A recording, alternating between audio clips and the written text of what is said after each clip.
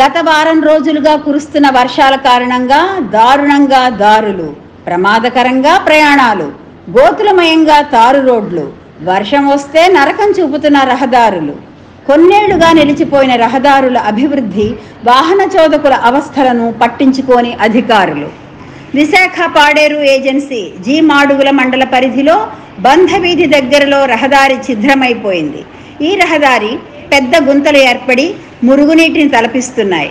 రోడ్లపై గుంతలతో ప్రయాణించాలంటే నరకం కనిపిస్తోందని వాహన చోదకులు చెబుతున్నారు. గత వారం రోజులుగా కురుస్తున్న వర్షాల కారణంగా అధ్వానంగా మారిన రోడ్లను అభివృద్ధి పరచాల్సి ఉండగా ఆ దిశగా అధికారులు చర్యలు చేపట్టలేదు.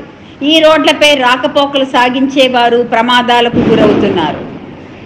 రహదారులు అధ్వానంగా ఉండి ప్రజలను ఇబ్బంది పెడుతున్నాయి. వర్షపు నీరు నిలవడంతో రోడ్లు మరింతగా దెబ్బతిని రోడ్లపైకి లేచి రాళ్లు తేలి ఉన్నాయి. అధ్వానంగా మారిన రోడ్లను మరమ్మతులు చేయాలని కోరుతున్న అధికారులు పట్టించుకోవడం లేదని అటుగా ప్రయాణించే వాహన చోదకులు ఆరోపిస్తున్నారు. కొన్ని ప్రాంతాల్లో అక్కడక్కడ మరమ్మతులు చేయించిన అవి కాంట్రాక్టర్లకు, అధికారులకు లబ్ధి చెందేలా ఉన్నాయే కానీ రోడ్ల పరిస్థితి మారలేదని కొందరు ప్రజలు ఆరోపిస్తున్నారు. దీంతో మరమ్మతులు చేపట్టిన నెలలోనే రోడ్లు పాడవుతున్నాయంటున్నారు. గ్రామీణ రోడ్లకు ఎప్పటికప్పుడు తాత్కాలికంగా అతుకులు వేస్తున్నారే కానీ శాశ్వతంగా రోడ్ నిర్మాణం చేపట్టడం లేదని ప్రజలు చెబుతున్నారు.